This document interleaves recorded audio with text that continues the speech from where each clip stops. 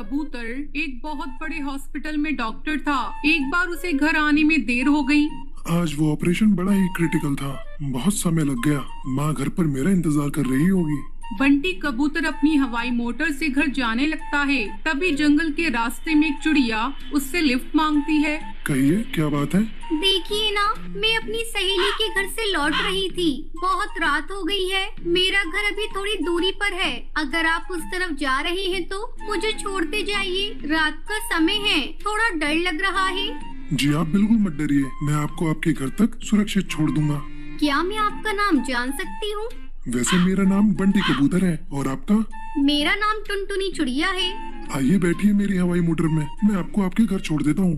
बस यही रोक दीजिएगा, मेरा घर आ गया। आइए ना, मेरे घर एक कप चाय पीते हुए जाइएगा। मेरे मम्मी पापा से भी आपकी मुलाकात हो जाएगी। अरे नहीं टुनटुनी चिड़िया, आज बहुत देर हो गई है। माँ घर पर मेरा इंतजार कर रही होंगी, फिर कभी आपके यहाँ चाय पी लूंगा। इस मुलाकात के बाद टुनटुनी चिड़िया और बंटी कबूतर रोज मिलने लगते हैं। धीरे धीरे दोनों में प्यार हो जाता है। एक दिन टुनटुनी चिड़िया, मैं तुमसे शादी करना चाहता हूँ। हाँ बंटी, मैं भी तुमसे शादी करना चाहती हूँ। मैं आपके बिना अब एक पल नहीं रह सकती।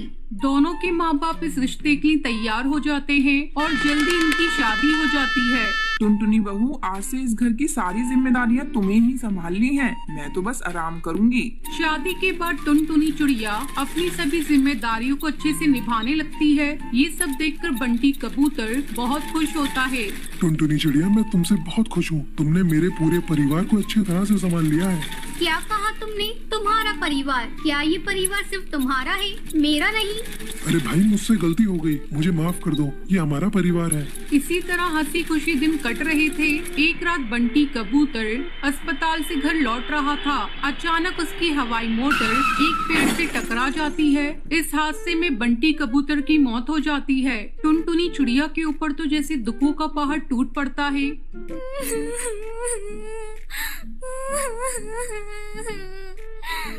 बंटी, मुझे भी अपने साथ क्यों नहीं लेते गए? बंटी, तुमने तो मेरे साथ जीवन भर साथ निभाने की कस्में खाई थी, फिर तुम अकेले क्यों चले गए? तुम्हारी बेटी भी अनाथ हो गई। अब ये पापा किसे कहेगी? बंटी कबूतर, आप इतनी जल्दी मेरा साथ छोड़कर चले जाएंगे? मैंने ये नहीं सोचा था। मेरा नहीं तो कम से कम अपनी बेटी का ही ख्याल किया होता। अरे बहू, संभालो अपने आप को। इस तरह रोती रहोगी तो तुम्हारी भी तबीयत बिगड़ जाएगी। मैं बंटी को तो वापस नहीं ला सकती बहू, लेकिन तुमसे ये वादा करती हूँ कि तुम्हें और तुम्हारी बेटी को कोई भी तकलीफ नहीं होने दूंगी। मैं तुम दोनों को कलेजे से लगा कर रखूंगी।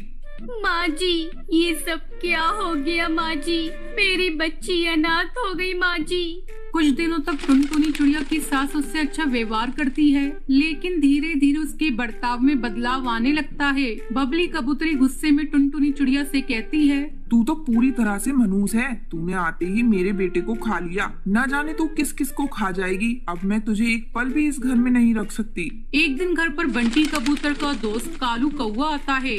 माँ जी, बंटी के बारे में सुनकर बहुत दुख हुआ। अगर मेरे लायक कोई काम हो तो आप जरूर बताइएगा। बंटी कबूतर मेरे दोस्त होने के साथ साथ मेरा बहुत अच्छा भाई भी था। क्या बताऊं बेटा, मेरा बंटी तो समय से पहले ही चला गया। सब इस कलंकनी के कारण हुआ है। इसने मेरे बेटे को खा लिया। ना इसकी मेरे बेटे से शादी होती और ना मेरा बेटा समय से पहले जाता। अब मैं इसे अपने घर में एक पल नहीं रखूंगी। माँ जी, इसमें मेरी क्या गलती है? मेरे इस घर के अलावा और कोई ठिकाना नहीं है। मैं कहाँ जाऊंगी? तू कहीं भी जाकर मर, लेकिन मैं तुझे अपने घर में एक पल अब नहीं रखूंगी। ये सब बंटी कबूतर का दोस्त कालू कौवा देख रहा था। अचानक वो मंदिर में पड़ा हुआ सिंदूर उठाकर टुनटुनी की मांग में भर देता है। माँ जी, आज से टुनटुनी मेरी पत्नी हुई। मैं अपनी पत्नी और बेटी को लेकर यहाँ से जा रहा हूँ। उसके बाद कालू कौवा और टुनटुनी चिड़िया अपनी बच्ची के साथ खुशी खुशी रहते हैं।